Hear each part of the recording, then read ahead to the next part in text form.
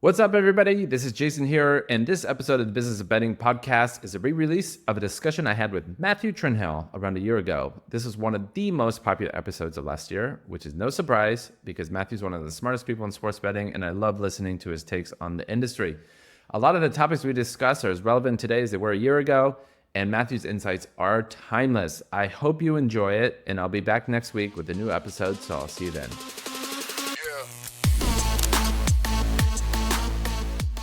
The Business of Betting podcast is presented by Optimove, the #1 CRM marketing solution for the iGaming industry. 4 out of the top 5 U.S. operators personalize player experiences with Optimove, the #1 CRM marketing solution for the iGaming industry. Learn more about Optimove by requesting a demo at optimove.com/businessofbetting. And if you like what you see, you will get your first month free. What is up, everybody? I am Jason Trost, the host of the Business of Betting podcast. Today, we have repeat guests, I believe, from episode 56. Today is episode 210. We are re-welcoming Matthew Trenhaile to the podcast. Thank you very much for joining us. Thank you very much for having me on, Jason. Great. So we decided that Matthew would kick off by asking me a few questions, and then we'll get into it. For those of you that aren't familiar with Matthew, he's been around the industry forever. Market maker, syndicate, used to do FX, worked at spread betting. He's been I think you're about the same age as I am, and he's been in the industry 20 years, something like that. Yeah, I'm 42. So I'm 43. So if you want to know how the future will look like, give me a call and we can talk about what's in store for you the next 6 months. Well, I can say that if I look even slightly you with your BMI, then this next year is going to be amazing. So I don't think that comes naturally with 43. That's for sure. I don't know what happened, but about a year ago, I kind of got on a huge health kick, and so if you've heard of him, I'm really into Peter Attia with his Outlive book, and I've been working out, and so I've kind of like, once I hit 40, I was like, oh shit, I can't eat pizza and drink Bud Light my whole life and live healthily for the rest of my life. So I've kind of kicked myself into gear. Right. So let's talk exchanges, and let's talk about you. I think I was just saying before we started this that I don't think I've ever heard of anyone with, I suppose, explicit domain knowledge actually grill you. You're very good at detailing some of the journey that you've been on and the complexities of it. But there are things that I want to go way back, right to the beginning. So I remember Flutter when it was a product, not the name of a listed company. And I remember, Andrew Black's vision and Betfair's arrival. I remember, BetDAX emergence. I remember the first and only spread betting exchange, Cantor Spread Fair, WBX, may it rest in peace. Of course, Matchbook, Smarkets. So I know why you found the concept and the idea of exchanges appealing. What made you say, I see what's already here in the exchange landscape. It's not enough for me just to play and have fun on the exchanges. I mean, you're a smart guy. You could have just been a market maker, maybe. You could have just played around on Betfair. You could have continued your financial career. But you not only wanted to be involved with exchanges, you wanted to actually set up your own exchange. So what was it that made you feel that, what's already there is just not satisfying, not delivering, what can I bring to the table? Yeah, so I'll give a quick version of the founding story. So studied computer science, was a stock trader when I graduated, was and still am a huge political junkie. I follow politics way more than I should and spend a lot of my free time reading about what's going on in that world. And I came across a website called InTrade, which was a US-facing betting exchange back in the day, now defunct. I forget what year they went out, maybe 2012 or something like that. But in 2004 is when I first came across it.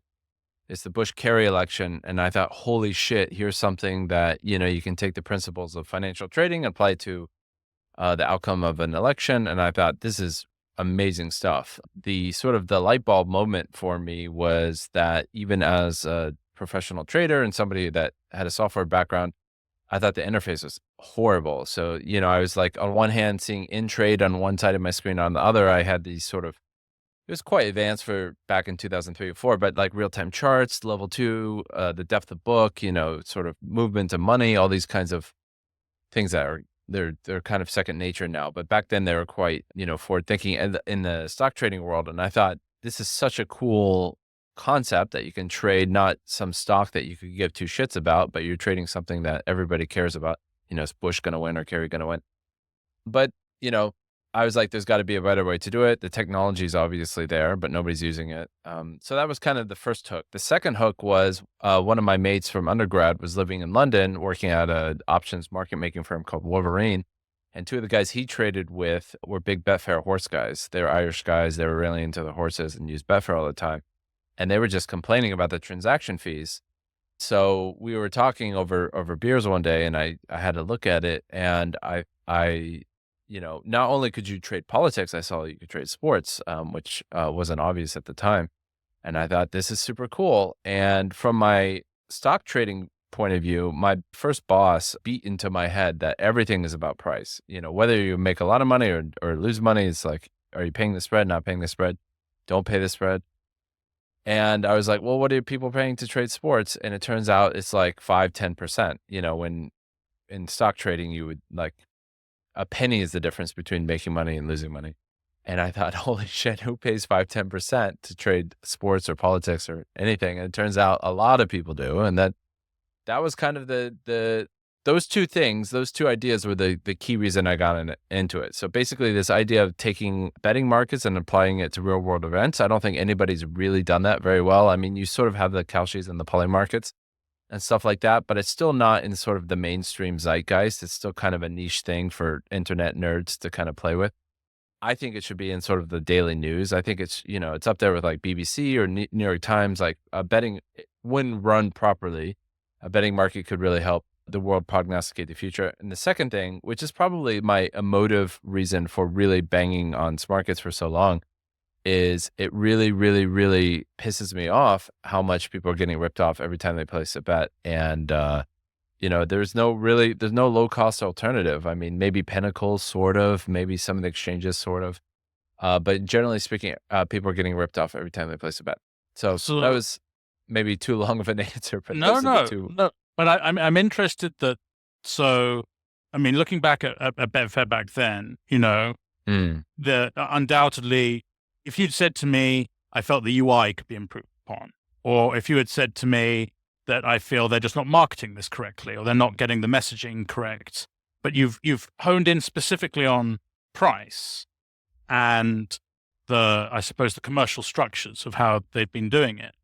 And for me, I'm now thinking, if I'm the VC taking the pitch back then, I suppose my next question is, okay, so you have a really good run. People are attracted to the Smarkets, new fee structure, you're taking away market share from Betfair. I'm thinking to myself, what's the next step if Betfair decides to try and build their moat back up? What if they slash the costs? Like, what was the next area of competition beyond? Like, if we have this, I worked in the CFD, or contracts for difference, FX sort of retail sector. And we had what we called this race to the bottom, where people were giving fewer and fewer pips to retail traders, spread widths, and like were 10 pips wide, then someone was 8th and someone was 6th, and et cetera, et cetera. So if I was to deny you, or rather, let's say that we have got to the commission rate or commission function that is bearable for people to still make money, what's the next? I can beat out the competition doing this better. What was the next thing?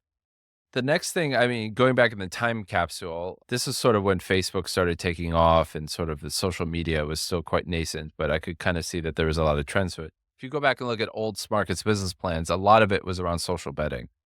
So the social betting was kind of an outcropping of a few things. One, I was an early adopter on Facebook. I think I signed up to Facebook in 2008 or 9, and maybe even, no, I signed up to Facebook. Anyway, I was a very early Facebook user, and I thought, holy shit, this is really cool for the obvious reasons that made Facebook really special. I did a project in university, which we called 6 Degrees, which was basically Facebook before Facebook. And unfortunately, we didn't end up spinning that out into a startup. But the idea was that you could get to know people on campus by using this sort of this website that we kind of built a prototype for. So I was into the technology of social networks before Facebook. And the third thing was, from my experience trading, I noticed that traders never want to shut the fuck up about what they're trading about. They want to talk about it. They want to talk all day long about what's on their mind, like what's looking good, what's looking bad, what's working, what's not working. And then I kind of realized if you look at CNBC, CNBC was basically a social network before there were social networks. The old school CNBC was traders going on CNBC talking about the same thing. So it was kind of this idea of like, what's the vibe in the marketplace? So if you combine all these things, people who are trading generally anything want to talk about what they're trading, and there wasn't a place to do that in sports. And so I thought, the convergence of all this technology would. So yeah, if you took all this sort of social networking stuff, had a better trading platform, lower cost fees, and then you layer on social networking, that was the pitch. Okay. I mean, I would say that at this point, you still either haven't been able to really fulfill that ambition with the social networking aspect, or did you get to the point where you realized that maybe that pivot wasn't going to work? Because right now I like talking to other people about trading, but I don't see currently how Smarkets facilitates my ability to talk about my trading so much. Or have I missed We something don't there? at all. I mean, well, that's not. I mean, in the SBK, there's some very small social features that you can sort of comment and do tips and things like that. But in Smarkets, we don't at all. We experimented with group chats, and that just kind of became noise and not that interesting. The pragmatic truth was it just always fell to the bottom of the roadmap because there's so many things to do for sort of the vanilla betting, if you like, either vanilla pricing or vanilla markets or vanilla features, that this sort of experimental social anger never really bubbled to the top. I always kind of thought that it would need a lot of, I always thought about it like a fast food recipe. Like you want to launch a new chicken and you got to spend a lot of time making, thousands of different types of chicken to see what people really want to eat. And we just never had the resources or the time, or at least made the resources of the time to experiment with the social model that would layer on top of Smarkets. Combine that with the fact that as Betfair, as for such a dominant position that they were in like 2010 and before, they have invested very little in their interface. They've invested very little in their market making technology or their API, and they have made their transaction fees, or at least have kept them relatively expensive. So all those things that could have put competitive pressure on us, they just never, they never ended up doing it. So that also didn't put pressure on us to try to come up with something new that we could help respond to the sort of that potential race to the bottom. Lastly, Okay. I'll say, as an insider, the other thing I thought was interesting about the race to the bottom, at this time in 12, we were 12 people, 15 people. So you can imagine our fixed costs are very low. And Betfair at the time, I'm making something up, but they might have been 1,000 people. So I was like, they can't do a race to the bottom. Like to keep the lights on costs, $100 million a year or something like that. So if there's a race to the bottom, we win that race. It wasn't like we were both 1,000-person companies. And so Mhm. I kind of thought that I was always kind of interested in a race to the bottom because I thought that would play to our strengths. Okay. So I'm gonna push back slightly on you. So one thing that was interesting was that, and I feel like this is something that the way I think of you and possibly I suppose, I consider you someone who probably appreciates the concept of open source. And I'm a Linux geek and an Emacs user. so I think that Betfair potentially sidestepped some of the UI aspect, and they opened up they called it an app store, but essentially they allowed people to create these third-party trading platforms. And I don't know about you. I mean, I worked in finance. I find ladders the most brutally fucking confusing thing in the world. But it seemed that there was this period, definitely that mid-noughties period, where people were shilling the hell out the dream that you could basically sit in your bedroom trading ladders on pre-racing, pre-race horse racing markets, etc.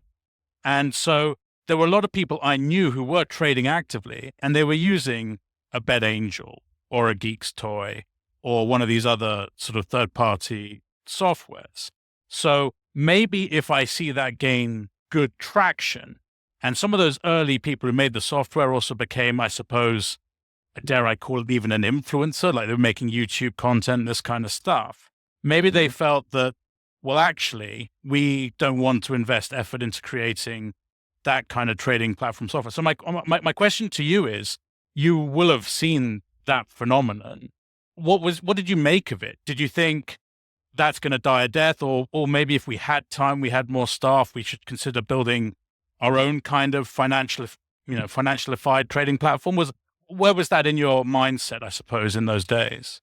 Yeah, I think it was more like we probably should build it ourselves. I kind of, in the open source tech geek side of me, I have a natural inclination to want to do everything ourselves, which is both good and bad. I think it's, for most of Smarkets, it's been mostly good. But when I see a lot of those things, I think let's just build a better version of that, which we obviously never ended up building a sort of a desktop ladder view trading interface. That was part of it. Part of it was my co-founder and I had the idea that there's a financial protocol called Fix. I don't know if you've come across that, Yeah. but it's kind of the bog standard protocol that all trading systems are built on top of.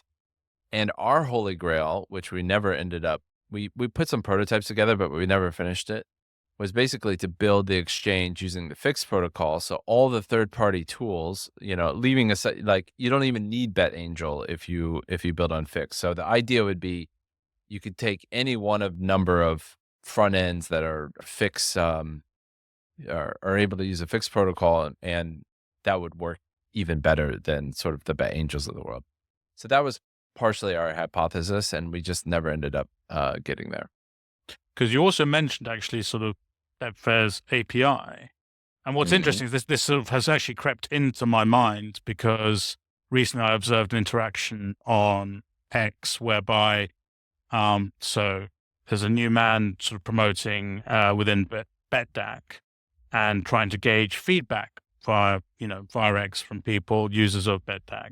And one of the questions from one of the people there was, is there any plan for BetDAC to upgrade their API from, I call it SOAP. I don't know if you're supposed to say SOAP or SOAP API.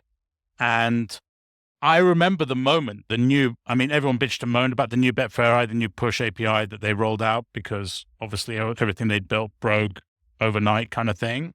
But the general consensus posthumously was, how great is this compared to what we had? We're not making calls anymore. It was definitely an upgrade, and there were a lot of people consuming that API. Now, you are, you have limited access to the API. You want to make sure that the people who use your API are vetted appropriately and presumably are adding to your you want people only to use it who you think will benefit the ecosystem. Why did you sort of be so much more restrictive compared to Betfair and who had access to it? Why don't you just let people run wild, build stuff on top of this, get in there, try and break us. Let's see how many orders we can process. Why didn't you go down that route? Well, Occam's razor, because it would break us. Right. Hopefully. It depends what era are we talking about here? So when you The historical era or the modern era? Yeah, historical era, I guess you would have observed, obviously, the getting access to the Betfair API. I mean, back then it was trivially easy to get access to Betfair API. They very much allowed it opening. So when you first built Smarkets, were those early roadmaps like, yes, we're definitely going to allow everyone the same level of access that they have at Betfair? Or was there a conscious decision even then, right at the initial stages? See the Betfair do that. Don't think that's going to work for the way I think this works out. What was their initial decision back then? Well, basically, we wanted to have an open API. The issue, pragmatically speaking, was that we sort of had a single point of failure backend that everything flowed through, and we had written our own market maker out of pragmatism. Like when I founded Smarkets, I had no intention of being in the risk business, but because I know you used to work at Mustard, but of the Gambits of the world and the betting promotions of the world, we were too small for them to sort of add to us to the roadmap to market make on our platform. And so out of necessity, I said, okay, we'll build our own market maker. So once we started to build our own market maker, we built our own exchange, then we built our own market maker. There's a funny story, which I don't think I've ever told this in public, but basically I remember the early pitches. My co-founder is one of the smartest engineers I've ever worked with. He's an incredibly brilliant engineer. And we built the exchange to be very, very, very scalable, to, hundreds, if not thousands of trades per second. And so we kind of like, he's building this, he's prototyping everything. And I'm thinking like, this is great. I'm telling investors we can handle hundreds, if not thousands of orders per second. And I think at some point we were live, and then we actually needed to test the system. And the way it was set up, it could do 5 orders per second, which if you're not from the exchange space is not very much to run an exchange off of. So long story short, we didn't have the bandwidth, the early Smarket days, to basically go open garden on our API. Right. At some point, we did have the bandwidth, and we did go open garden. And I'm blanking on the exact date. I want to say like 15, 16, 17, we kind of had a more open garden approach. I think at some point we got up to 200 clients. The big issue with the API is that we are, we're a market maker on our platform, and you're very aware of adverse selection and information asymmetry and all those kinds of wonderful things. And being a company that hasn't raised that much money, up until 2021, we had raised $5 million over 12 years. And so we had to be profitable. We had to, cover our costs and all those kinds of things. We were very sensitive to this adverse selection cost. And if you open up the API, most API, or at least real API users, are positive EV bettors. And we knew that our own market making algorithm had tons and tons of bugs in it. We knew we'd just get eaten alive. Because we can see the bugs, but we just don't have enough engineers to kind of fix things fast enough. So that's kind of where we're at right now. We kind of have a closed garden approach right now because we wanted to give the market maker space and time to be able to, if you're on the website, you can pick it off to your heart's content.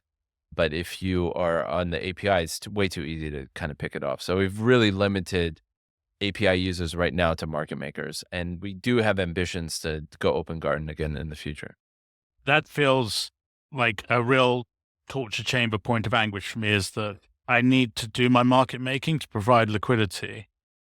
And yet a potential avenue to get more liquidity is denied me because I'm the one providing, like, it feels kind of like a circular pain. One thing I think the geeks for the people who want to persist with the nature of this podcast, this episode, the geeks will definitely want to know that moment when you've realized we're going to have to provide the liquidity ourselves. I didn't want to do this. I have to do this. Day one, what?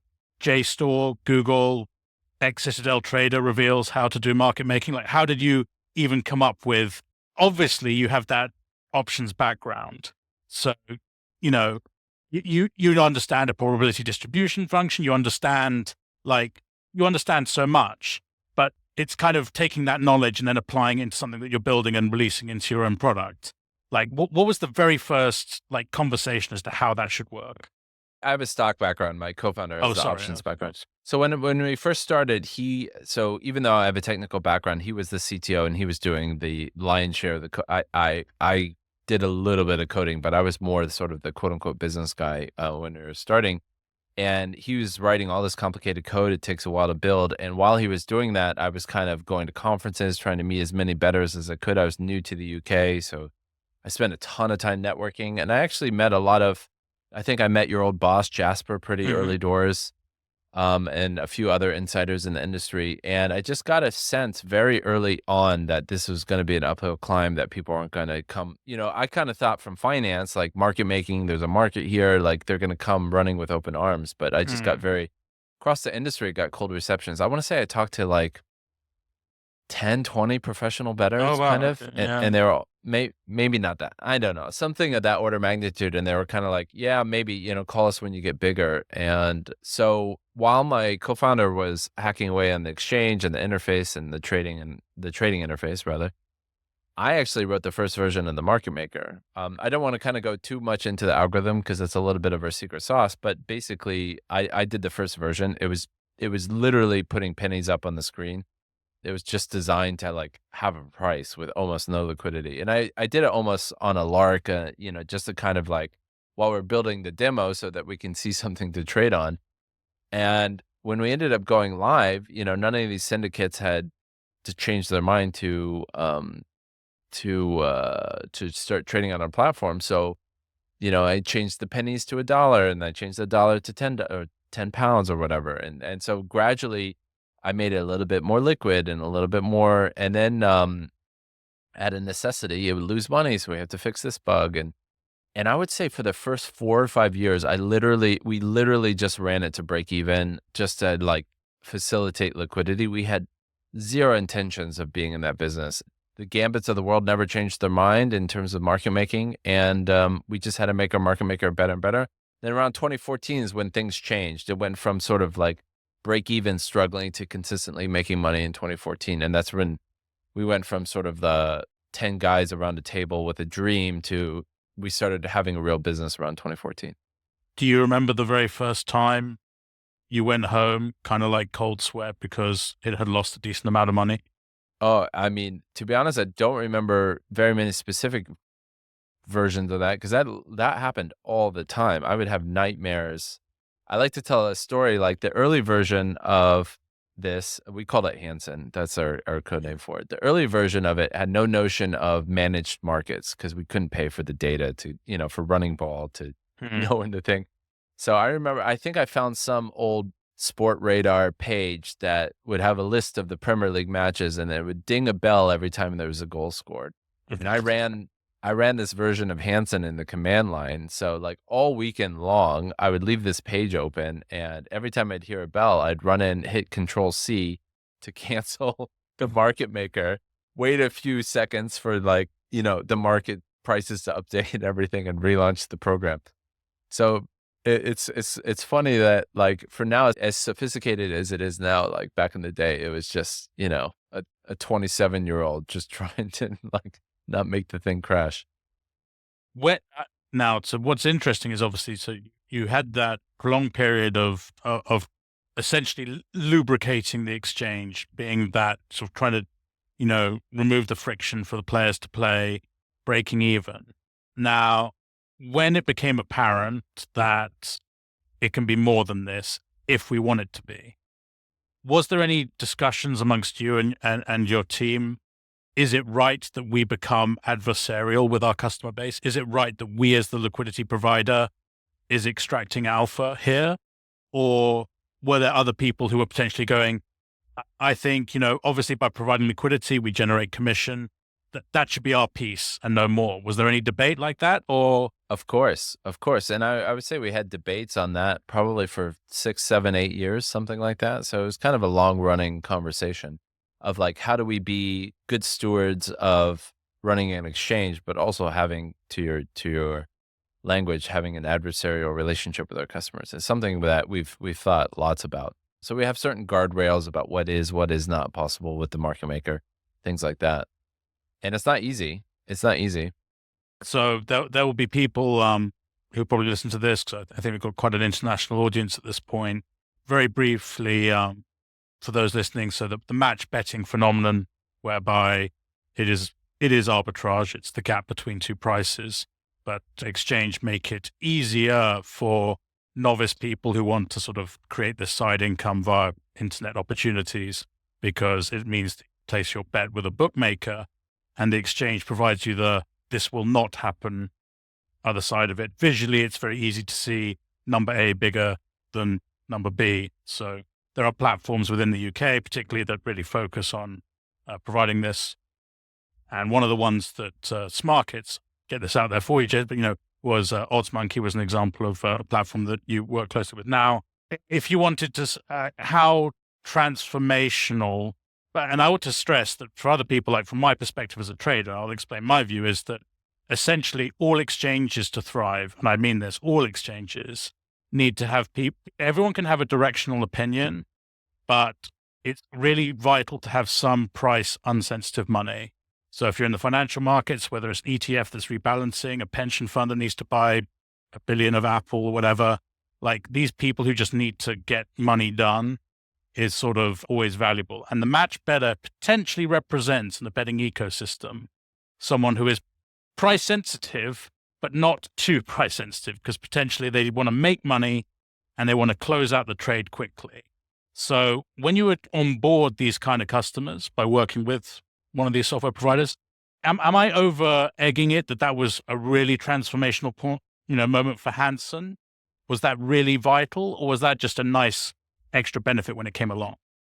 No, you're nailing it. I mean, it was kind of our, it was the engine that powered Smarkets was the match betting community. It was such a boon to us to, when I first founded Smarkets, I kind of had those two hypotheses about price and betting markets. I didn't know anything about the microstructure of customers or arbitrage or anything like that. So when we found that match betting community by accident almost, that was a real game changer for us.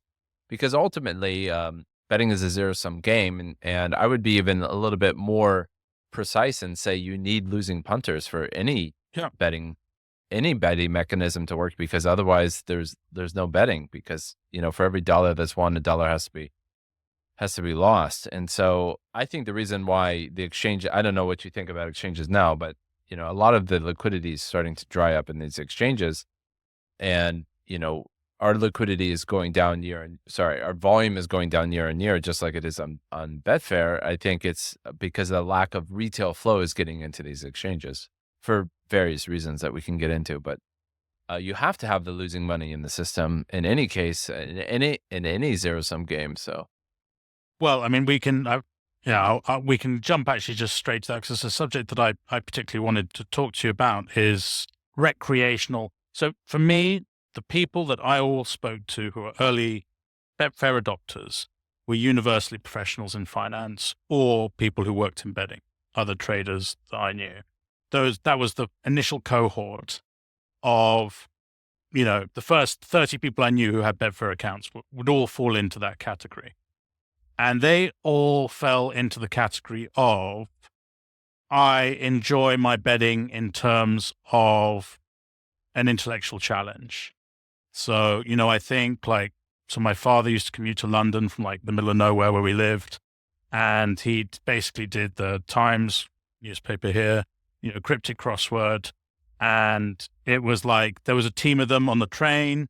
It was a race to who would finish it first. Could you finish it before we got into Victoria in London? And for these people, it was their time, it was their cryptic crossword. It was their, they would do this when they got out, they were looking at markets all day as well, whether they were, bookmakers or whether they were financial traders. And yet, some might argue they were the sickos, they were the ones who wanted to then look at more markets, recreationally but, they wanted to win because they saw that as validation of skill. It's I don't play chess, but I'm happy to grind away the 315 at Wolverhampton, pre-match pre-race market or whatever. And I always think to myself, that is the limit of the exchange's appeal, the people who want to play an intellectual game, as opposed to people who want to, bet. For me, the fundamental core of betting as entertainment is that you get the dopamine hit the moment you place the bet. Taking risk, speculating as animals, speculation is the thrill. People always talk about no one bets because they want to lose. Everyone bets because they want to win. It's my argument is always people hope they win. Hardly any people actually expect to win. People if you get caught in this kind of horrible professional bettor circle jerk online or whatever, it's people say, obviously people, think they'll win or whatever like that. It's no. I speak to lots of people who literally bet full well knowing well, you've never seen a poor bookmaker. It's, I don't expect to win, but, it'd be great if I could hit this. But the exchange power user, if we should say, they knew that it was difficult, but they were there to play it intellectually. And this is sort of in terms of, if that is where the losers are coming from, these are the people who are going to sustain, because like so many people would try Betfair because it just was a big noise. It was advertised in our racing press. It was advertised everywhere for a while. And the interface drove them away. They couldn't understand what the hell was going on. You put your lay box, you do a lay instead of a back, accidentally one click, never doing it again. Like it was insanely powerful at driving away people from their first experience. And so you got these core people who were sort of like would use, heavy exchange users. And for me, they're like intellectual, like when I say what's the exchange competing against, it's just not competing against 365 or FanDuel or Draft. It's just not, because those are where people can basically experience the thrill of risk. And all they care about is facilitating that thrill of risk. They're not there for an intellectual combative nature of trading against the customer or anything like that. So the exchanges are appealing against people who have options as to how they scratch that intellectual itch. I argue that crypto trading is a bigger threat to potential new exchange customers than any other sort of bookmaking proposition. To me, it's like right now, I look at, 0 day to expiry options on Robinhood. I look at crypto, like for those people who want to play intellectual speculation games, maybe even they go down the Kalshi route or whatever, like that's what I feel like the exchanges are constantly competing against to find their losing volume. And having heard you speak about, I feel like maybe you still hope that the man on the street will recognize that price value proposition and be like, look, I'm just literally, I know I'm going to, even the guy who just says, I know I'm going to lose slower because margins are lower. But like, I'm just wondering, do you feel I'm wrong to think that the exchange is exclusively for wonk people who want to play nerdy tech games? Or do you feel like there is still the opportunity for just literally the fun better to bet into this? So I've really dominated. It's supposed to be asking questions. No. Instead, I've just sort of gone on for ages. I'm enjoying listening to you. No, that was a really interesting setup. I think I largely agree with you in the fact that the exchange appeals. I think, okay, let's take a step back. I think we need to differentiate between the exchange interface and the exchange as a venue for people to trade. Because I think they're two different things. So if we take the exchange interface, or at least this sort of buying and selling mechanism in sports, I think you're right that it appeals to more of an intellectual, gamey type of person. And I completely agree that there's a lot of other competing products now that might be interesting. You mentioned crypto trading or 0-day options or day trading or whatever.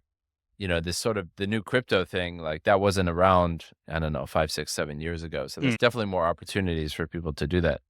On the other hand, I think you're sort of this super recreational sports bettor. They've been largely enticed with what I call lottery bets, basically where you have high payouts, whether it's same game parlay, bet builders types, or, just a multiple AKA parlay. A lot of the retail recreational bettors tend to like these 30, 40, 50 to 1 style bets that, they're not going to hit very often, but, the thrill of potentially getting 50 to 1 on a night is very enticing. So I think the exchange is definitely getting squeezed from those two areas. So I don't know if you've had a chance to see SBK, but that was part of our hypothesis with SBK of the exchange interface is too complicated for normal bettors. If you look at the UK market, 90% plus market shares on sportsbooks, 10% minus market shares with the exchanges. But there's a lot from a venue perspective. There's a lot of advantages to an exchange style model over more of an old school bookmaker model. Why don't we try to take the best of both worlds? So that's what we did with SBK. So SBK is built on top of our exchange, gets the pricing from the exchange, but all the complexity is abstracted away.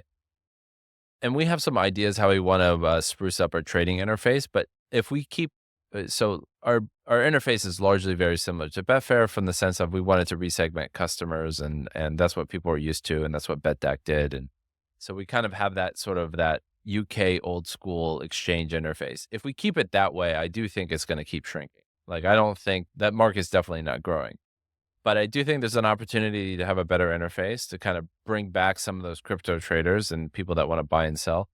But I think what is more interesting from a long-term play is really creating the right ecosystem. So opening up the API again and trying to find ways to get more retail order flow is it's sort of the way we talk about getting more money into the system. So I think the exchange as a venue is 100% necessary for whoever is going to be the winner in 5, 10, 15 years. In my opinion, whatever serious winning bookmaker will have to be built on top of an exchange. Whether there will be an exchange interface as like a major interface in sports betting, I'm skeptical on that, but I do firmly believe an exchange will whether you're Bet365 or whether you're FanDuel or whatever, because markets are going to get compressed, the price updates are going to get faster at some point, and the sort of that old school guy in front of the screen watching a baseball game hitting an up arrow on a keyboard, that's not going to fly in some point in the future. It'll be too inefficient and slow. There's a degree of, well, in my mind, a degree of irony now that if SBK as an entity went to the syndicates that have now moved into B2B, they will provide the liquidity to SBK. They will market make SBK effectively as a proposition, having turned you down as an opportunity to market make into the exchange. Because it's interesting that, there has been this attempt by people who have been exchange market makers for many years to pivot into this B2B space. As everyone likes to say, like, it's great to be in the picks and shovels game. It's funny how people say that right up until they actually try doing it and having observed the B2B side. I think what's funny is that the one thing that has broken more hearts than anything else is the fact that people observe Sportradar from the outside. And Sportradar is a very successful B2B business. And it, like so many of these things, hinges on one very key small fact. There are debates internally in Sportradar as to how accidental this was really, but how valuable data would be. And so, essentially when people say to me, like, look at Sportradar's products, this, like that, they've built some very good products. I definitely, some of them good, some of them medium, some bad, like any company. But essentially what it came down to is like, there's massive invoices for live data every single year. So, B2B success is literally via a pen and a contract, like sporting body A, we pay this, you send us data, building an API is trivial, we then sell it to other people.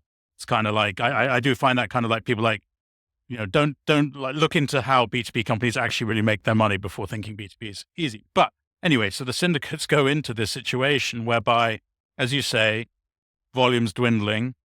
How can we, keep revenues growing? So we're so good at pricing because we've been market making exchanges for years. We go out and we provide bookmakers with the expert service, but we can't necessarily provide all sports. We're experts, in our narrow field because that's how we got so good at what we do, is because we focused on something. But what I find interesting is that still for the exchanges to, no matter how smart the individual, I like to have at least 2 smart individuals per market if I can. And I found it interesting hearing Alex Kane talk about the market making solutions that they deployed for sport trade, because I think one thing that Betfair opened the Colosseum. Betfair allowed like Darwinian selection. So there are many market makers who went bankrupt over the years in Betfair. Many people who came, maybe even made money for a good period of time, then got crushed out. And so number of like high-level market makers in Betfair is smaller now than it had been. But at least that all of those people are battle-tested and they're all, going to be they learn how best, to compete for the best bid, best offer in their chosen area, etc. And what I'd be interested is that let's say I found 2 people who did horse racing and SBK said like, okay, I want a B2B horse racing provider. They would be absolutely like, well, obviously I'm exclusive. And I'd be tempted to say, why should you be exclusive? I've built a sports, but the sportsbook will just display the best odds from the best B2B provider I put in. Well, no, we don't want to do that. Well, you do it on the exchange. So the exchange, but so then you've got this scenario where it's like, okay, so what you're hoping for is an easier ride than you had exchange market making. So basically you're, looking for the bookmaker to make your life easier. The bookmaker's got to pay all the marketing costs to get the business in the door. Bookmakers like doing all the payment processing fees, doing all the KYC, doing all the AML, doing all this other stuff. So I find it very, I find it very interesting, this kind of clashing of worlds of like people who are understanding how expensive it is to run a bookmaker, people who think they have the absolute hot shit trading product, so you should be falling over backwards to get this in. I certainly hope that if the garden goes back to being open again, I would hope that you can convince, as you say, for the back end, for the sportsbook to really sit on an exchange back end. In a weird way, I almost would have no recreational people on the exchange. The exchange would be 10 market makers just fighting in the dark with each other with no UI that to maintain, nothing at all. And my UI is the sportsbook. Maybe even I just switch off the exchange, but know that I've got 10 guys who I've got contractually obliged to provide this much liquidity over this time frame before kickoff, during life, whatever. But yeah, I mean, I have looked at SBKs to go back to that. And one thing that there is agreement amongst the people I speak to is that everyone likes to look, right? And that's definitely important. When people say like, Robinhood's success in many ways comes down to the absolute brutal simplification of the UI and the fact that it sprays little sparkling emojis at you when you make money. No one can argue against the beauty contest element of like web-based products. And I think SBK is a nice looking product. I'm going to say hats off to the team at Smarkets who put that together. But yeah, if the Smarkets, the exchange is going to be the engine, obviously there is the challenge in getting that competitive Colosseum effect going on behind you. I think you're like, from one market making geek to another, I think you're thinking about in sports betting, still the margins are pretty wide. So even, when we're market making on the exchange, we're trying to market make to like a 2% house edge or 3% house edge blended. And when you're making, if you go back to your days in FX, like, I imagine if you're a professional FX trader, you're fighting for 1 bip, 2 bips. I don't know, like something infinitesimally on euro dollar, but like, that's like saying like, obviously, on the 1x2 for the EPL, 5 minutes to kick, that's the euro dollar right there. But believe me, if you're trading like peso yen, there'll be some eye ripping going off. That's for absolute sure, Well, I think sports betting's more like peso yen, right? And so you don't need the gladiators in the Colosseum, so to speak, because most things are very wide. They're very, relatively speaking, illiquid. And so the pricing is not the hard part. The hard part is to go get the retail flow.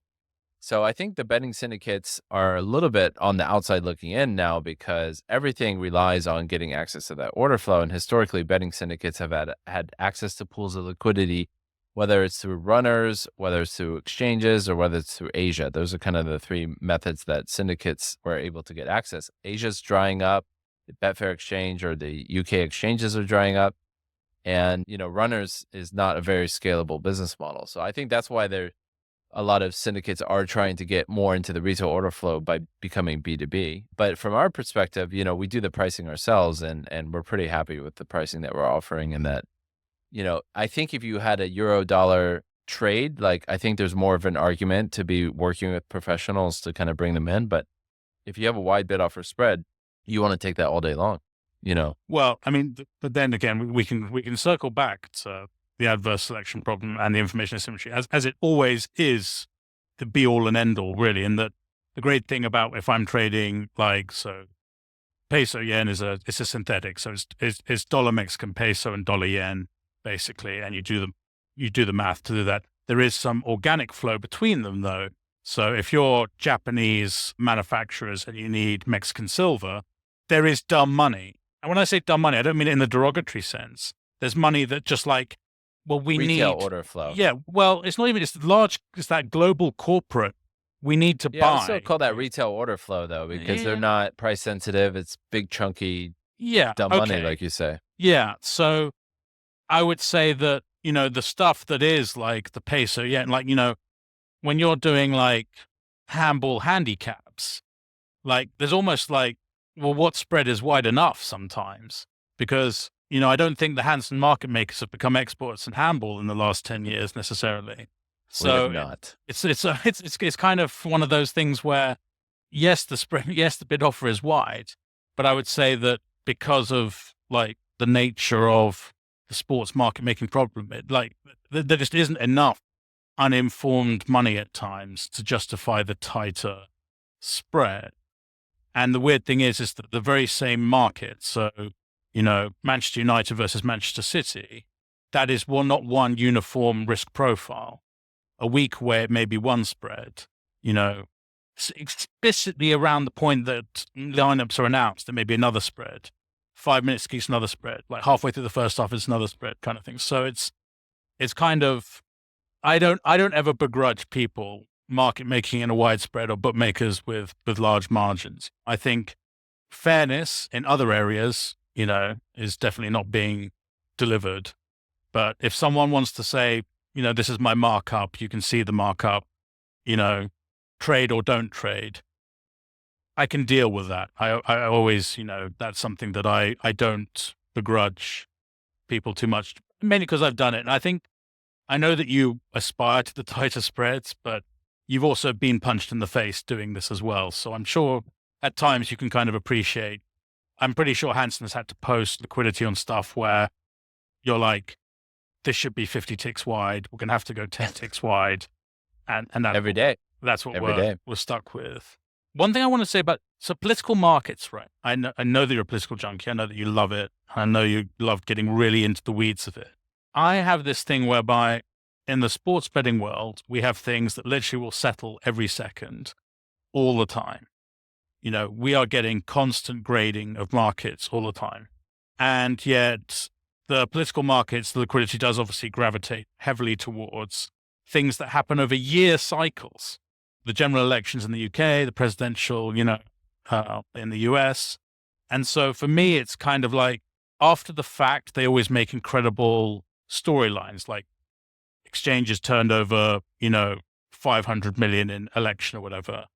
But in terms of I don't know how big the pool of political bettors. I know lots of people who are political bettors because I'm in my own little bubble where I meet lots of people who bet in all sorts of specialisms.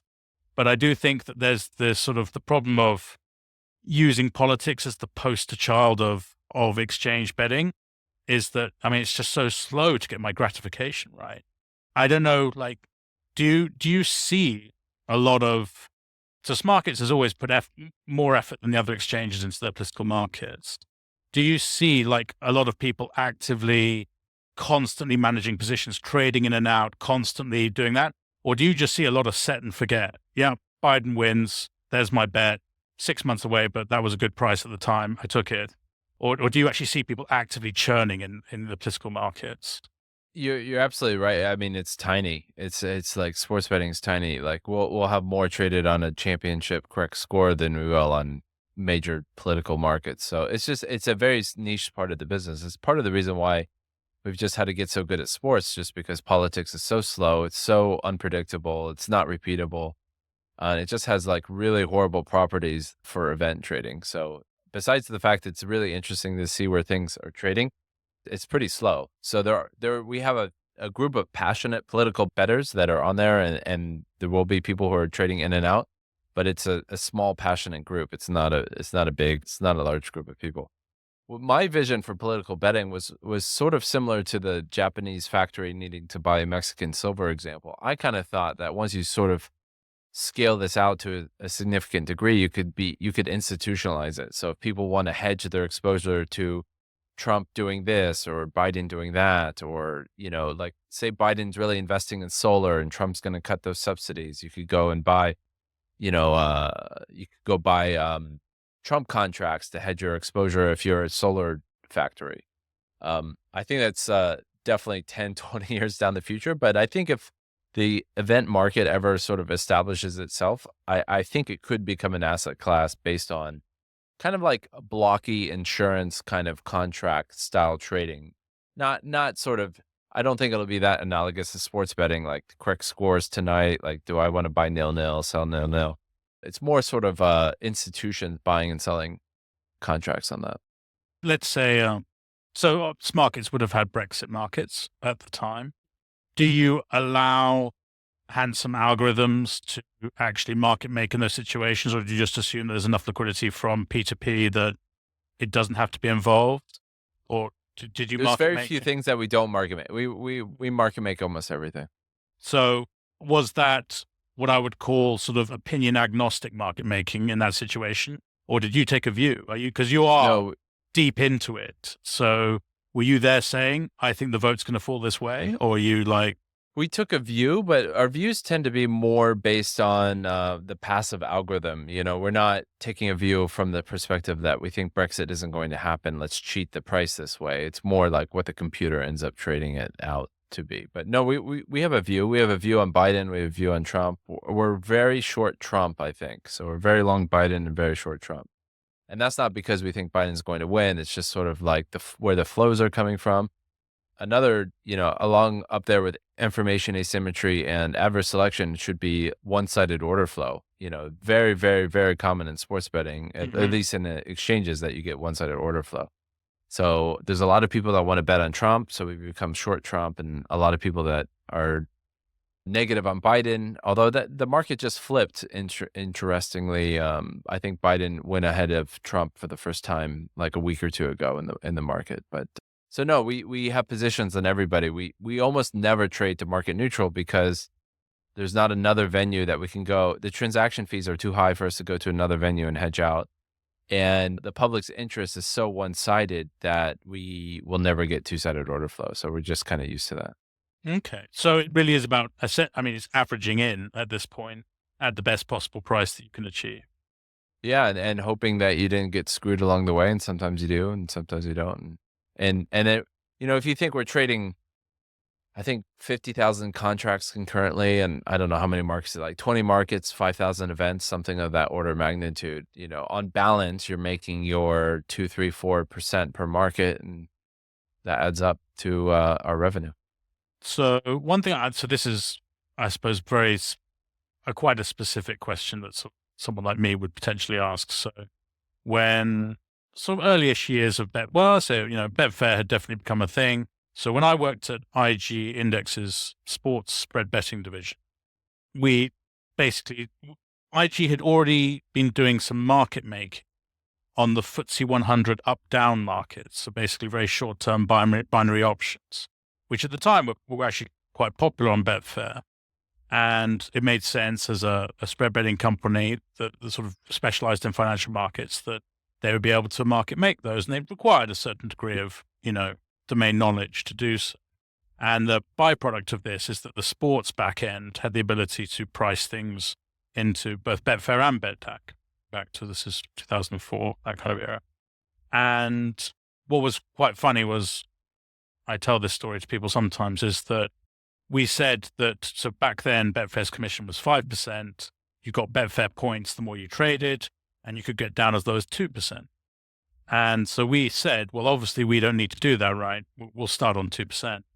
And the people at Betfair, God bless them at the time, said, no, what the fuck are you talking about? And we're like, well, we're going to be providing like liquidity in a lot of sports here. Surely there's some sort of corporate rate or something like that. And they went, no, you'll get it down to 2% by yourself, like normal people. We were like, fuck, okay, right.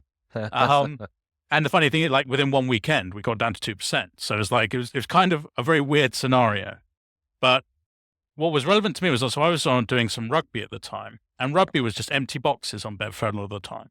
And we still is. We created a system which would just populate. It was very so that if you got your fair price adds up to 100%, and basically would populate box 1, 2, and 3. We always agreed that if we were going to create the impression of, activity, the visible boxes all needed to be filled. And we didn't do anything to make the look organic. It would literally come up, there'd be empty boxes. I'd be trading my game. I'd click the button and it would go like 50, 100, 200, something like that. And it would be kind of like 5 ticks, 10 ticks, 15 ticks or whatever wide. Like that. It was literally like, it was very transparent that a machine was doing it. And, that was that. And it was funny because the Betfair forum back then was sort of quite a lively space for, shit posting, and of course, but also, there were some good ideas exchanged. A lot of people talk very fondly about that. But I used to go on the rugby forums and straight away the message would be like, oh yeah, the bot's up, and people would sort of talk about and people would sort of talk about like how stupid it was. But the reality is that it also built this idea that the most important thing back then, particularly conceptually for exchanges, was the idea that you could, in the pre-cash out era, was that you could basically get out of your bet. You could back and then you could lay and get out. And the fact that we were there visible with these very blunt, obvious blocks, you'd look at it and go, okay, so there's always going to be £50 there, 5 ticks wide, because that's what they do. So if I back 50, I know I'm going to be able to lay my 50. No problem. It'll always be there.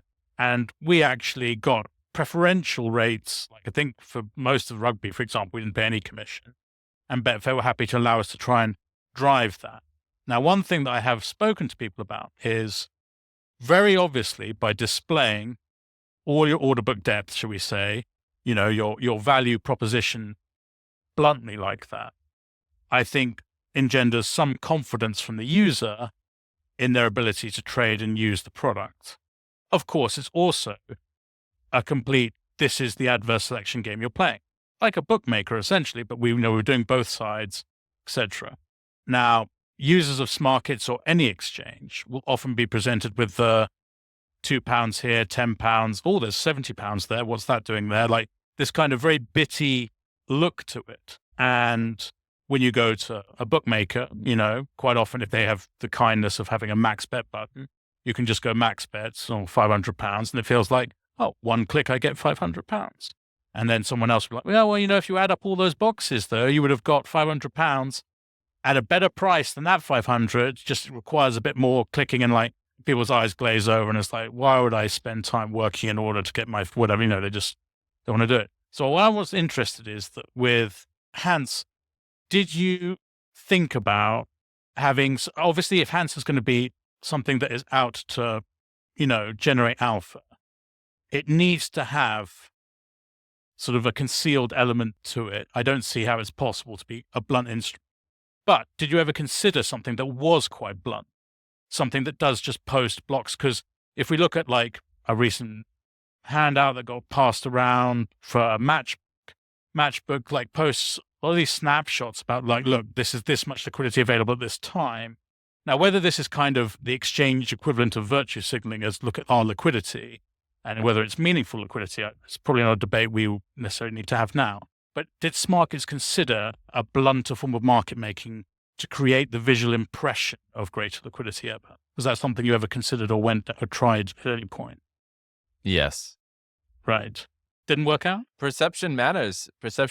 I mean, you got to fill the screen. So the exchange market looks pretty lonely when there's just sort of a bid and offer there. So for a large part of it depends on the market, but we will still put 3 ticks of prices up there. Some of it is, I would say it's mostly, what's the right word? Cosmetic, but there are some reasons for like staying in front of the queue. And, if somebody wants a bigger bet, they can kind of go get a worse price and take a bigger bet. So there are reasons to have different levels of liquidity, but a large part of it was to sort of make the market look active. So we definitely did that. Do you think you could make it look active with bigger blocks? Of course. It's a computer, isn't it? Well, obviously I know technically it's capable, but I don't see, I'll give you an example, like when I worked at Mustard, quite often the way we would be posting was, okay, golf in particular I worked on, if you work on a liability perspective, £2 at 1,000 versus $2,000 at evens kind of thing, there's that element to it. But we would often have, let's call it the intent. So iceberg style orders effectively. So we'd have the trading intent in our back end, and we would show in the amounts that we felt appropriate, this kind of drip feed thing.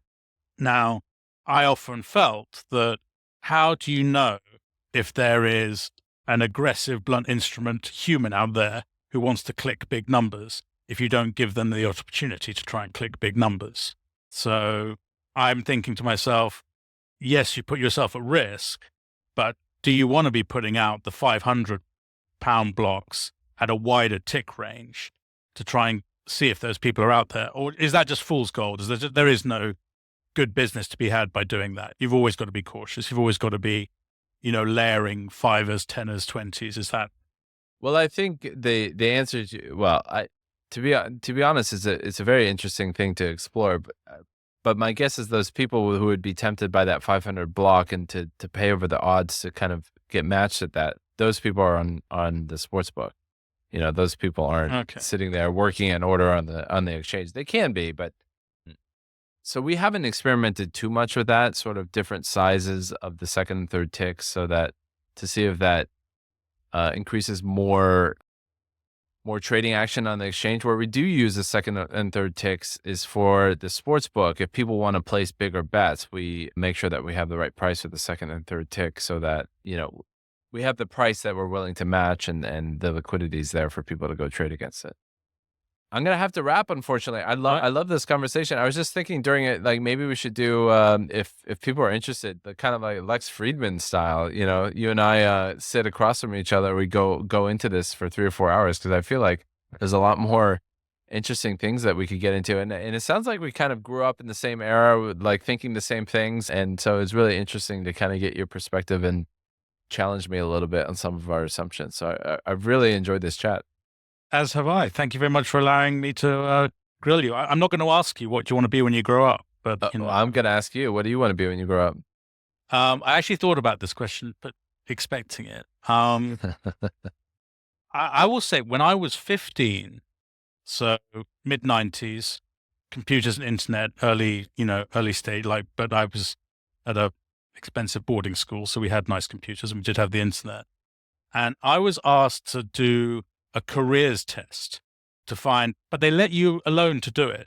And you could redo it as many times as possible. And I knew that my father had earmarked me for something like investment banking or something like that. And so I redid it. I just redid it again and again until I put in the answers that got like finance professional or whatever.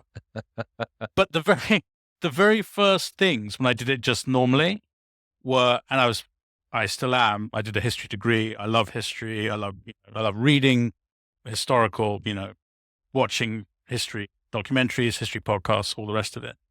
And it gave me historian, teacher, and librarian. Okay. And one of the most joyful parts of my life when I was most at peace is when I was doing my dissertation at LSE and got access to the British libraries. So there's texts that aren't sort of widely available. So they have to go into some vault to dig them out, kind of thing. And I thought to myself, if I could be if people who haven't been to the British Library, it's absolutely, to me, a must go. It's fabulous. And I would say that if I could have been a librarian in the British Library, I've railed so hard to do like things that other people, like a lot of my friends think that bookmaking and trading is really cool. It's amazing how uncool it is a lot of the time, to be honest. And it's amazing how I would think to myself, God, librarian, what a boring job that is. But no, if I can do it all again, I'm going to do what the test told me. And I'm going to be an librarian. I'm going to read books. I'm going to look after books. And I'm going to help other people enjoy books. That's what I think I'd do.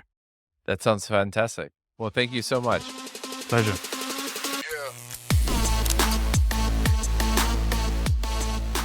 The Business of Betting podcast is presented by Optimove, the #1 CRM marketing solution for the iGaming industry. 4 out of the top 5 U.S. operators personalize player experiences with Optimove, the #1 CRM marketing solution for the iGaming industry. Learn more about Optimove by requesting a demo at optimove.com/businessofbetting. And if you like what you see, you will get your first month free.